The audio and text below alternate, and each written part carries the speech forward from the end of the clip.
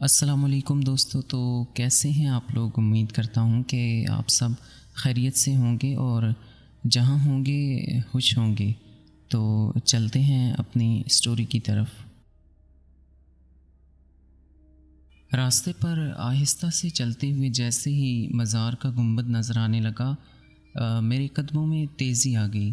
مزار جس کا میں ذکر کر رہا ہوں بہت بڑے رقبے پر پھیلا ہوا تھا، جس میں اس کی مرکزی عمارت، جس میں کسی بزرگ کی قبر شریف تھی تو مختصر، مگر اس کا احاطہ بہت بڑا تھا، جو سرخ اینٹوں سے بنا ہوا تھا۔ کچھ حصہ بالکل کچا بھی تھا، جس پر کچھ خستہ حال قبریں موجود تھیں جو نہ جانے کن کی تھیں۔ کچھ حصے پر جا بجا پرانے گنبد، پیپل اور نہ جانے کون کون سے قدیم درخت تھے۔ مزار شریف ہمارے علاقے کے لوگوں کے مطابق کسی بہت بڑے بزرگ کا تھا۔ اس مزار پر صبح سے رات تک لوگوں کا ہجوم رہتا تھا۔ بے اولاد جوڑے اولاد کی منتیں مانگتے، منت جو کہ عموماً پوری ہی ہو جاتی تھی تو چڑھاوے چڑھانے والوں کا تانتا بن جاتا۔ کوئی اپنی بیٹی کی شادی کی منت مانگتا تو شادی ہونے پر باقاعدہ روسی لباس تک میں دلہن منت پوری کرنے آتی تھی۔ مگر مزار اپنی جس خصوصیت کے لیے بے حد مشہور تھا، وہ آسیب زدہ لوگوں کا علاج تھا۔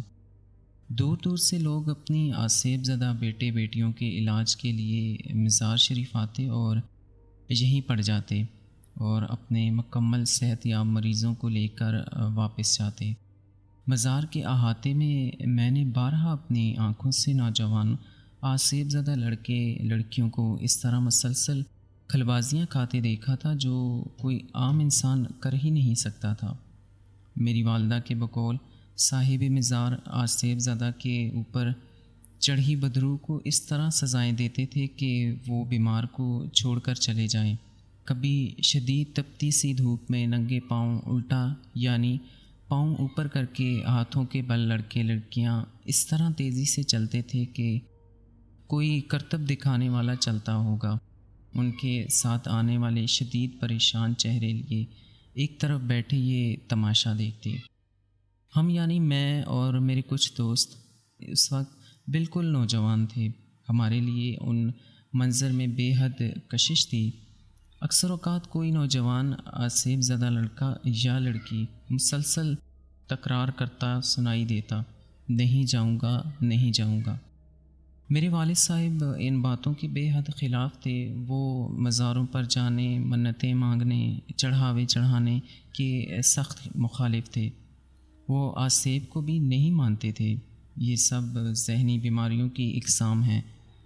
وہ یہ بھی پسند نہیں کرتے تھے کہ میں یا میری امی کبھی مزار پر بھی جائیں۔ مگر مزار میرے کالج کے عین راستے میں پڑتا تھا۔ کالج کے آتے جاتے اس کے احاطے پر نظر پڑنا لازمی بات تھی، اور احاطے میں آسیب زدہ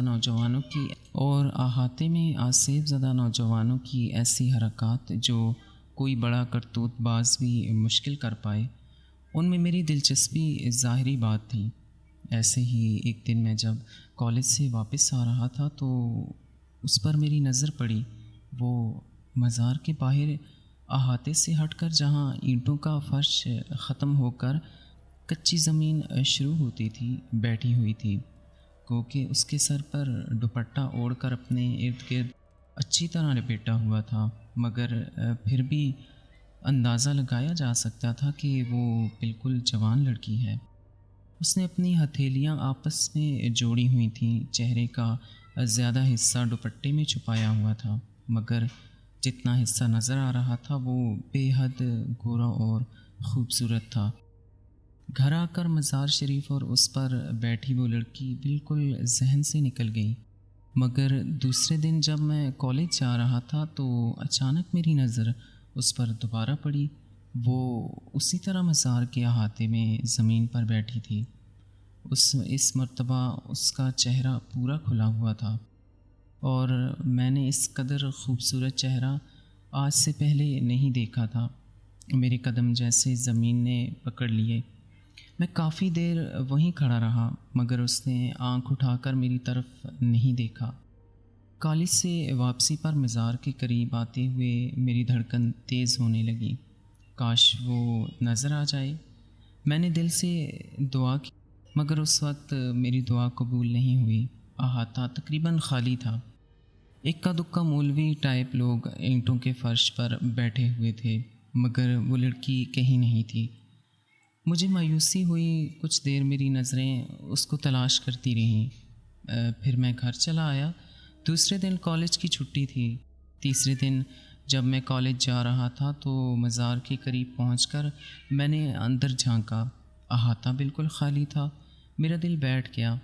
تو کیا وہ لڑکی اپنے کسی مریض کے ساتھ آئی تھی اور اب واپس چلی گئی؟ میں نے سوچا۔ مجھ پر اداسی چھا گئی۔ اس دن میرا دل پڑھائی میں بھی نہیں لگا۔ واپس آتے ہوئے میں نے مزار کے احاطے میں جھانکا اور میرا دل تیز تیز دھڑکنے لگا۔ وہ سامنے کھڑی ہوئی تھی۔ دوپٹہ اس کے سر سے ڈھلکا ہوا تھا۔ اس کے بال چٹیا سے نکل نکل کر اس کے حسین چہرے پر بکھر رہے تھے۔ وہ اتنی خوبصورت تھی کہ میں یہ تک بھول گیا کہ میں کہاں کھڑا ہوں۔ اس وقت اس نے اپنی آنکھیں اٹھا کر مجھے دیکھا۔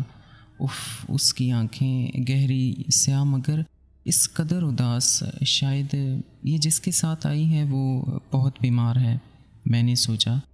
جیسے کہ میں نے شروع میں کہا، لوگ دور دور سے اپنے مریضوں کو لے کر اس مزار پر آتے تھے، اور جن کے لیے روزانہ آنا جانا ممکن نہیں ہوتا وہ یہیں رہ جاتے۔ مزار کے میدان میں بے شمار چارپائیاں موجود تھیں، جن پر عموماً اس طرح کے لوگ راتوں کو جیسا تیسا گزارا کرتے تھے اور دن بھر مزار پر گزارتے۔ مزار پر روز لنگر کی وجہ سے کھانے کا بھی مسئلہ نہیں تھا۔ وہ لڑکی شاید کسی دور کے شہر سے یہاں آئی تھی، اس لیے 3-4 روز سے یہی مقیم تھی۔ چند لمحے ایک دوسرے کو دیکھنے کے بعد ہم دونوں نے آنکھیں ہٹا لیں۔ میں تیز تیز قدموں سے گھر کی طرف بڑھنے لگا۔ قدموں سے زیادہ تیزی سے میرا دل دھڑک رہا تھا۔ یہ لڑکی، مجھے لگنے لگا مجھے اس سے محبت ہو گئی ہے۔ اس رات مجھے نیند نہیں آئی۔ دوسرے دن میں کالج جانے کے لیے وقت سے پہلے تیار ہونے لگا، مگر قسمت سے ایسی بارش کی جھڑی لگی کہ کالج بند ہو گیا۔ میں تو شاید بارش میں بھی گھر سے نکل رہا تھا، مگر میرے کمبخت دوست نے فون کر کے کالج بند ہونے کی اطلاع کر دی، اور فون اٹینڈ بھی میرے والد صاحب نے کیا۔ تو اس وقت تو گھر سے نکلنے کا سوال ہی پیدا نہیں ہوا۔ بارش تھی کہ بند ہونے کا نام نہیں لے رہی تھی، اور میرا برا حال تھا۔ کہیں ایسا نہ ہو وہ لڑکی اپنے گھر واپس چلی جائے، میں کبھی اسے نہ دیکھ سکوں، اس سے بات بھی نہ کر سکوں۔ میرا دل ڈوبنے لگتا۔ نہیں کچھ بھی ہو، مجھے اس سے بات کرنی ہے، اس کا پتہ ہو سکے تو فون نمبر لینا ہے۔ میں نے پکا ارادہ کیا۔ شام تک میرا صبر جواب دے گیا اور میں دبے پاؤں گھر سے نکل آیا۔ اور صبح سے تیز بارش اب بوندا باندی میں تبدیل ہو گئی تھی، مگر تیز سردی اور ٹھنڈی ہواؤں کی وجہ سے سڑکیں سنسان پڑی تھیں۔ میں نے تیز قدموں سے راستہ عبور کیا۔ مزار تقریباً اندھیرے میں ڈوبا ہوا تھا۔ لائٹ گئی ہونے کی وجہ سے گنتی کے چند چراغ جل رہے تھے، ورنہ تو اس قدر چراغاں ہوتا تھا کہ رات بھی دن محسوس ہوتی تھی۔ میں نے اندر نظر ڈالی۔ کچی زمین بارش کے پانی کی وجہ سے کیچڑ بنی ہوئی تھی۔ سرخ اینٹوں کا فرش دور تک خالی پڑا تھا۔ میرا دل بیٹھنے لگا۔